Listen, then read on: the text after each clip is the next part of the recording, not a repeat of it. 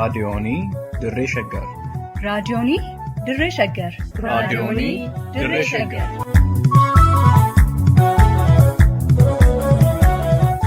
raadiyoonii Dirree Shaggar.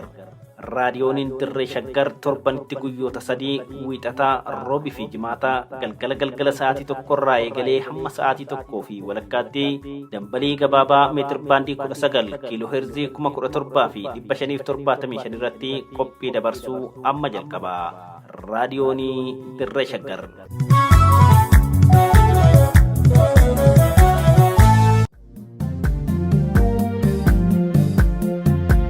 Seenaa fi seexaa sagantaa kanaan gootota Oromoo yaadanna. Oromoo fi Oromiyaa wal barsiifna. Akkasumas saboota impaayera Itoophiyaa keessa jiran ilaalchisee buleeyyii fi hayyoota irraa kan odeeffanne, kitaabota seenaa irraa kan dubbisne, akkasumas ragaa burqaalee qorannoo irraa arganne qindeessinee waltajjii irratti isiniif dhiyeessina. Seenaa fi seexaa.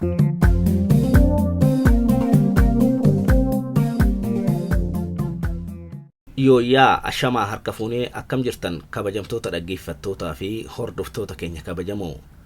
Kun qophii keenya seenaaf seexaati. Sagantaa keenya seenaaf seexaa torbaniitiin turtii OBN Dr. Gammachuu Magarsaa wajjin taasisee isin biraan geenye turre.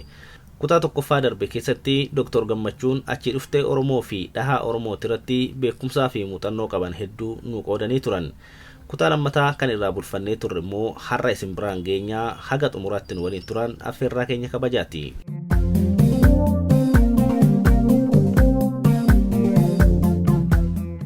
Dhugaas ni jaalattu. Mee dhugaan Oromoodhaaf maali?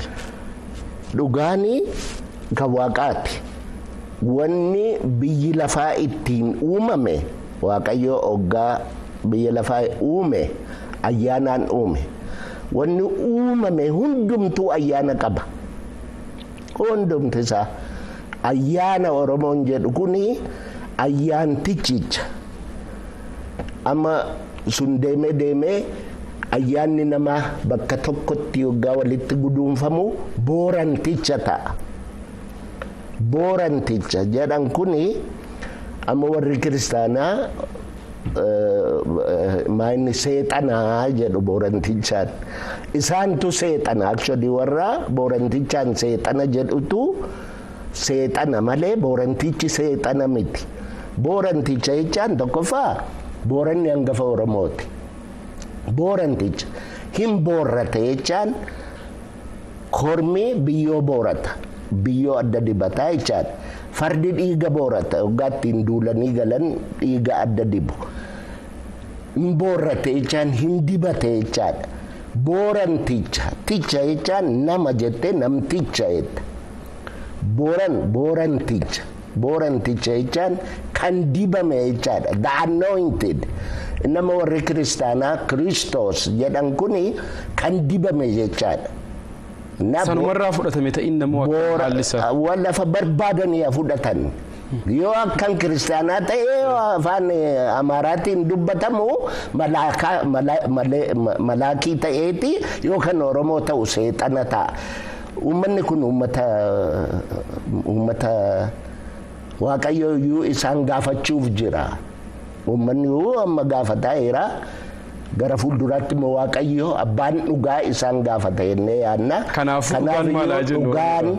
Dhugaan eessuma biyya Oromiyaa keessa eessayyuu dhaqe. Dhugaan kan Waaqaati jedha. Abbaa dhugaa jedha Waaqaanii abbaa dhugaa jedha. Innaa kanaaf iyyuu warri hin beekne abaratu warri immoo beekaa dabsitan Waaqayyo isiniif haa ilaalu. Dhugaan dhugaa kana keessa dhahi Oromootis ni jira. Uumee ilaaleeti kan dhahu guyyaan hagas ji'a hagas kan jedhu. Kanaan wal qabataa laatamee akkami? Hunduma isaa yeroon Oromoo biratti mara jedhu, dhaha jedhu, baha jedhu. Waan sadan kanatu wal duukaa naannawee wal naanneessa. Teleeskooppii hin qabu waan garagaraa hin qabu amma Oromoo garuu hin beeka akkasumatti ilaale. Waaquma tokkicha sanatu teleeskooppii isaati. Maali kunoo waan uume waaqi kunoo namuma hundaaf akka ilaaluuf samiirra kaa'ee sakaan lafarra kaa'ee inni ilaala Oromoon. Oromooni observantiidha. Oromoon naannawa kana gaafa Afrikaa kanarraa waggootii baay'ee turuu isaatiifis evidensiin isaa beekumsa isaa kana. Kanaaf akka inni badu barbaada diinni. Beekumsa uumamaa Oromoo. Beekumsi inni qabu kun beekumsa biqiltuu, beekumsa mukaa, beekumsa ji'aa, beekumsa urjii, beekumsa biyyoo, beekumsa dhagaa, beekumsa lagaa, beekumsa Oromoon waan kana hundumaayyuu walitti fidee laala. Beekumsa insektii amma kuruphisa beeyta miti namni tuffata kuruphisa. Beekumsa mixii kan nama goondaa'eedhaan kana. Beekumsa doondaa, beekumsa shifii kana hundaa inni ilaala Oromoon. Oromoon qaroodha, Oromoon beekaadha. Oromooni dhugaa waaqaatiif dhaabbannaaf nu jibbu. Isaatis kanumarraa kan inni maddeedhaan. Oromoon immoo ani isinin argu isin argaa jirtu isinittis isinittin hima sobduudha baay'een keessan midhaan har'a nyaatanii bulaniifaa jettanii warra sobdantu jira. Waaqayyoon jaallatu waaqi Oromoo waan akkanaan ownershiippiin barumsi kan eenyuuti inni birantummaan isaa kan mootummaatii bara. Mootummaatu waan barbaadu akkati bartu barbaadu si barsiisa. Yeroo ammaan kanatti keessattuu waa'ee Oromooti jedhamee sirni gadaafaa akka yuunivarsiitii Bulee Horaa keessatti fa'aa amma akka keessa galufaa taasisaniiti kan isaan jiran kan Oromoo akka ta'e yeroo ammaan kanatti wanta eegalamaatii jiru jechuudha. Giddii fide. Amma kan dhufaatii jiru. Isa kana fa'aa beekumsa qabdanii isin deeggaruun qabdanii. Waaqayyo ati kana nuu milkeessii jedhaa jirra gaa. Nuufa milkeessu Waaqayyo jalqabisaa gaariidha. Garuu ammayyuu gufuunsa baay'eedha. Deeggaruu nan barbaada. Nan deeggara jedhee ka'ee karaa kanarra yoo deddeebi'es gatii hin qabu. Wanni kun instituushinii ijaaruudha barbaada. Na giddugala qabaachuutu irra jira. Amma Buleen Horaa Oromoo qorataa Wallagga Oromoo Jimma Oromoo qorataa maaliin yuunivarsiitii hundumtu qorannoo Oromoo jedhanii dhaabu. Waanuma qoratan kanaayyuu seentariin koordineet godhu hin jiru. Jaallata. Kun maali? Yaa marqaa si afuufuun si liqimsuu fi jedha Oromoon. Inni waan Oromoo kana otoonni abbaan qabaatiin inni sobaniidhuma achittis asittis achi rakashiisuutti deemaayyuu. Yoo siraataan itti deeman malee yoo abbaa qabaate malee akka kanatti yoo deeman rakashiisuuf deemu bakka hundumtuu qorannoo Oromoo yoo ta'e rakasuuf deema hin baay'ata. Akkuma waxiyya shaboonitti baay'atee ta'a. Mee waa'ee uummata Oromoo Booranaa akkamiin ibsitu isin? Booranni argite Booranni kun fagoodha lafisaa shawaarraa fagoo waan ta'eefi dhaqanii baay'ee itti hin gamne. Boorannis immoo warra aadaa isaa kana gallakkisu miti. Booranni qaroodha. Dargiin gizee tokko Zamaachii itti erge. Warri Zamaachii dhaqee kottaa bahaa Booranni haa ba'uu daallummaadha isinirraa balleessinaa jedhan. Dinqurinnaan maas waggade jechaadha. Daallummaa jechaan afaan Booranaatti nama raa ta'e wayii jechaadha. Ijoollee amma isin daallummaa namarraa balleessitu daallummaa isinirraa balleessuu dhufnee jedhaniin Amaarinyaadhaan. Egaa otoo nurraan balleessini daallee tokkotu gama sana jira isa siniifinna dura isarraa balleessitaniiti dandeettii keessan eegaa argine boondee nurraa isa balleessitu mee jedhaniiti namicha retired jechaadha nama dinqurinnaani afaan Oromootti daallee jettee yoo hiikte dinqurinnaan bar gurri nama gurri duudaa nama Boorana keessatti Oromoo biratti namni yoo mataan dhukkuba qabate yoo qaamaan dhukkuba qabate malee daallee dhumtuu hin jiru. Nama hundumtuu aadaatti guddata. Namni aadaatti guddate daallee hin qabu. Nama gurraan hin dhageenye fidanii fi isaan akkas jedhanii. Yeeyye dinqurinnaa innaas waggi daallee hin jedhan gaa. Isaan immoo dinqurinnaa balleessitu yeeyye amaaree isinii fidna. Dura daallee tokkotti jira. Daallee ijaan kun nama beeytaa dhibee mataa qabu. Namni tokko kan dhalootaan ofirratti gororuuf akkana jira miti. Ootizimii waan akkasiitiin. Nama dafee dubbiin hin galleef waan akkana isarraa balleessaa duraa jedhaniin. Kana booranni qaroodha. Sila sitti meera bar akka saalaan gaafa wajjin dhalatu. Booranni qarooma wajjin dhalate Oromoodha siin jechuuf hin jedha bar. Kanaaf biyya Booranaas taa'eera. Gama Keeniyaas nan beeka tokkoon Calbii, Baddaa Hurrii, Golboo, Sololoo hunduma isaa keessa deemee kan axannawe. Gamanas akkuma kan Dirree fi Liiban na nafne, Gombisaan Tuqaan na nafne, Baddaan Hiddii. Nan beeka.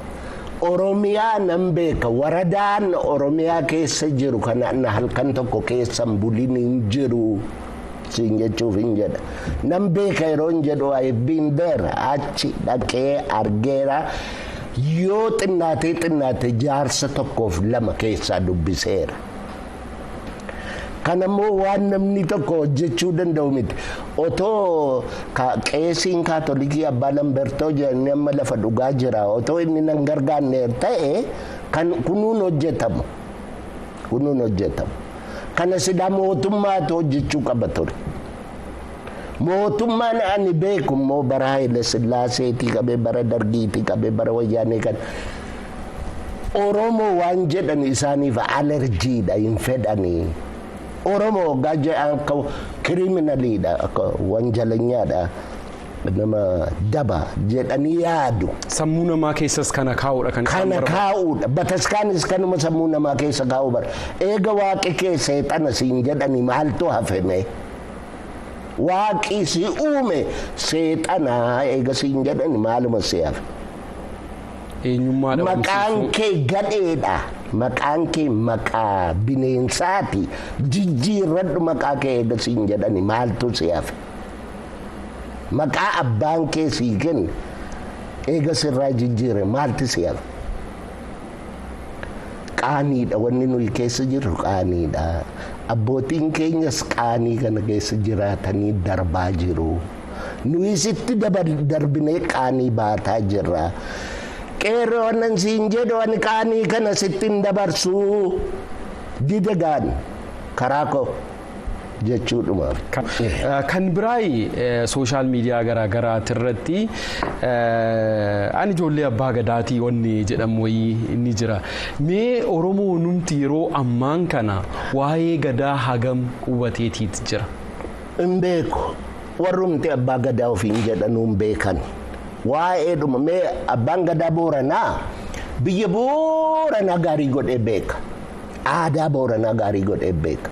Abbaan gadaa Gujiis kan Gujii gaarii godhee beeka. Namni isarra beeku hin jiru.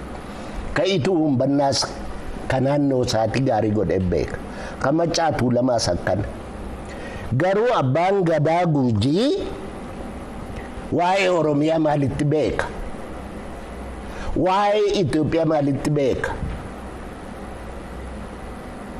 Waa'ee Afrikaa maalitti beeka? Waa'ee addunyaa maalitti beeka? Kana kan beekuus danda'u yoo warri Oromoo warri barate kun itti dabalamee wajjin hojjeteedha.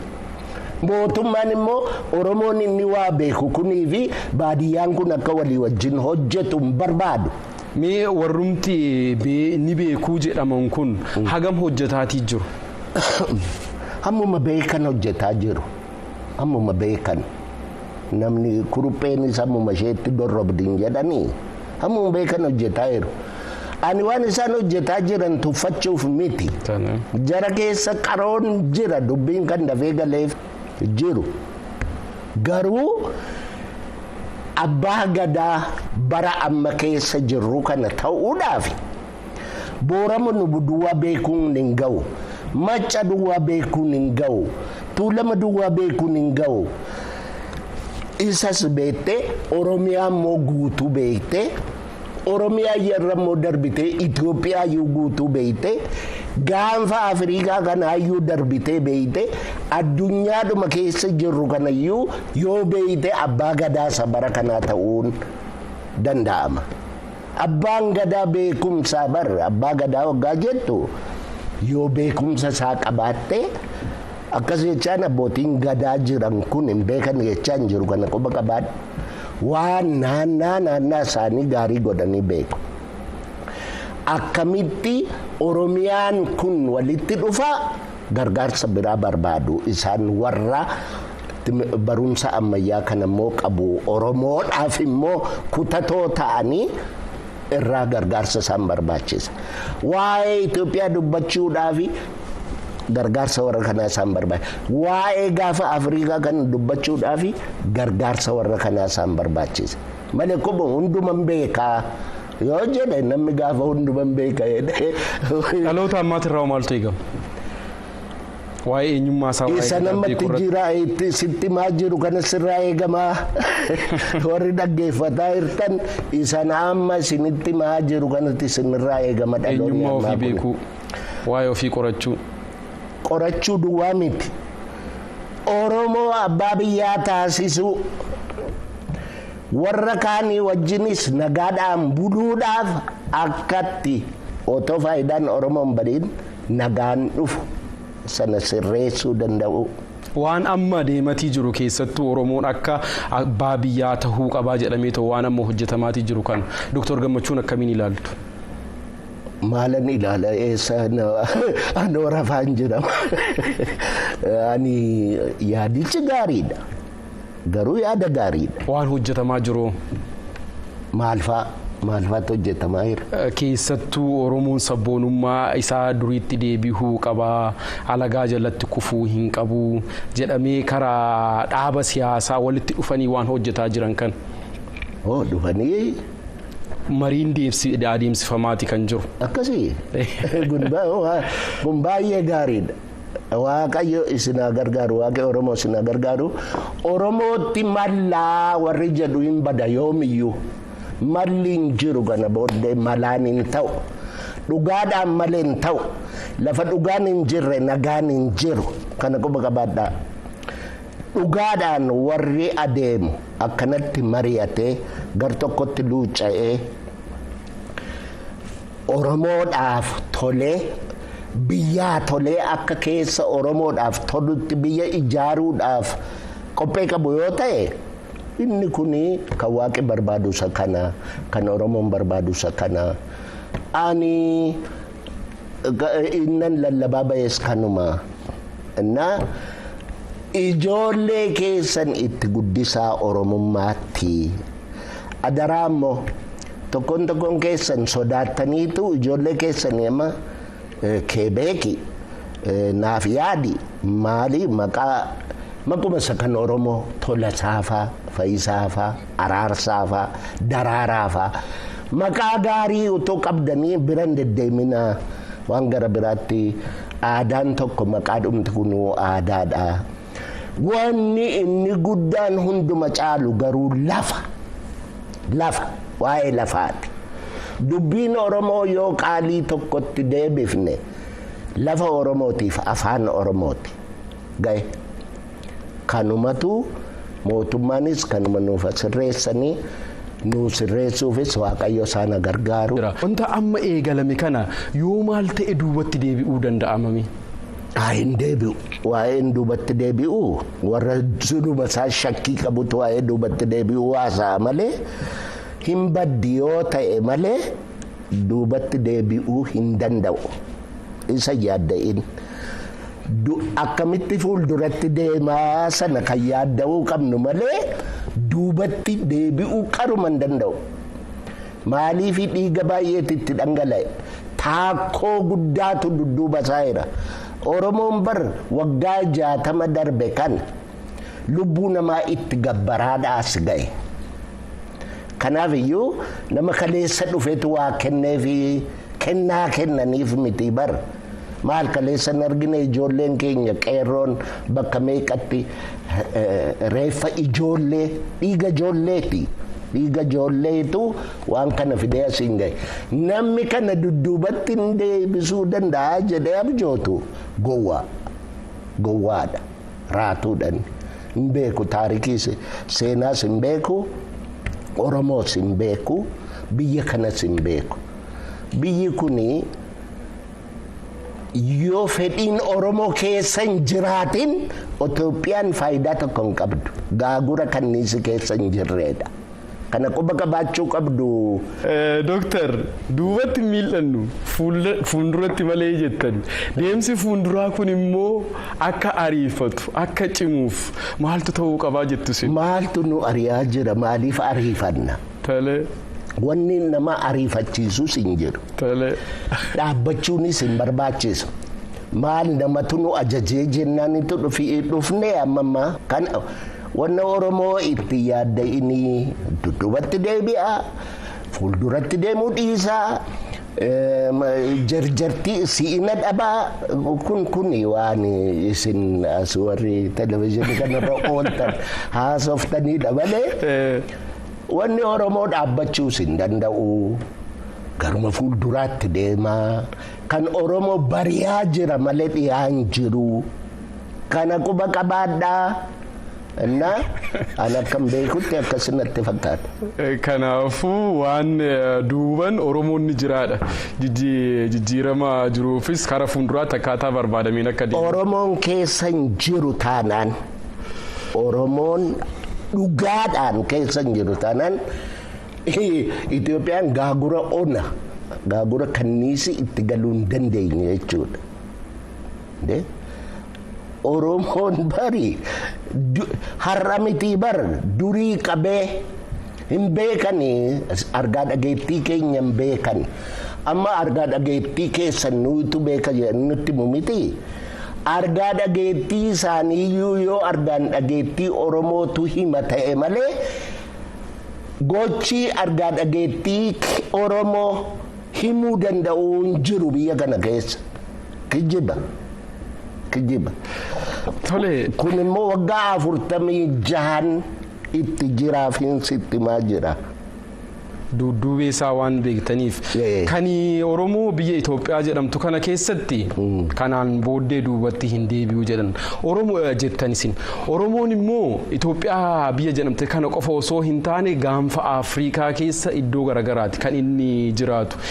Kan Itoophiyaa qofa osoo hin taane Oromoo iddoo garagaraa jiru kana olaantummaa isaa cimsanii kan Keeniyaas kan Taanzaaniyaas iddoo garagaraa kan jiru kana akka inni walitti dhufee gaanfa Afrikaa kanarratti olaantummaa isaa akka cimsu gama kuushitiin maaltu hojjetamuu qaba? Kanuma Itoophiyaa finnu kan Itoophiyaa yoo mee Tigraay dhaqe annaqee Tigraayinis awraajaa 8 duriyyuu nan beeka. Tigraay yoo dhaqxe kolfi isaanii afaan Tigiriinyaati. Boo'ichi isaanii Tigiriinyaadha.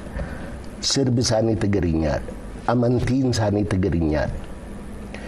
Biyya Amaaraa waggaa Bahar Daariin dhattu halkanii guyyaa katamaa sana keessa yoo deemte manni asmaariin sirbitu hundumtuu afaan Amaaraati.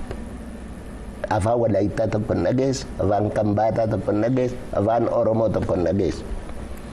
Oromiyaa yoo dhufte katamaa waradaa xinnoo keessa jirtu tokko yoo fuute mana kana Guraagee sirba, mana kana Walaayittaa sirba, mana kana Oromoo sirba, mana kana Amaara sirba, mana kana Adaree sirba, mana kana Amaara sirba. Itoophiyaa jechuun isa kana Oromiyaadha. Kana lafitti uummanni adda addaa dhufee keessatti nagaadhaa waliin bule.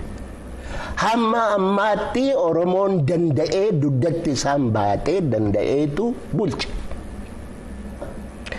Amma immoo walqixxummaa gaafatee maaloo manuma koo keessatti wal nu qixxeessaa gaafataa jira. Manuma isaa keessatti sirbaa hundumti keessanuu sirbaa lafa jirtanitti sirbaa kan keenya biyya ijaarraa. Anis immoo nan sirbaatii anas nan dhowwinaa jedhe. Lakkisi dhowwinee akkuma durii sirbinaa warri jedhu yoo jiraate Itoophiyaa balleessuu barbaada. Maaliif Itoophiyaan isa kana isa argitu kana. Seenaa fi seexaa sagantaa kanaan gootota Oromoo yaadanna. Oromoo fi Oromiyaa wal barsiifna. Akkasumas saboota impaayera Itoophiyaa keessa jiran ilaalchisee buleeyyii fi hayyoota irraa kan odeeffanne, kitaabota seenaa irraa kan dubbisne, akkasumas ragaa burqaalee qorannoo irraa arganne qindeessinee waltajjii irratti isiniif dhiyeessina. Seenaa fi seexaa.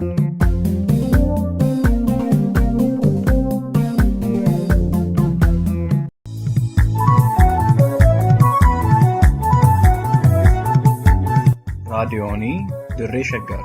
raadiyoonii Dirree Shaggar. raadiyoonii Dirree Shaggar.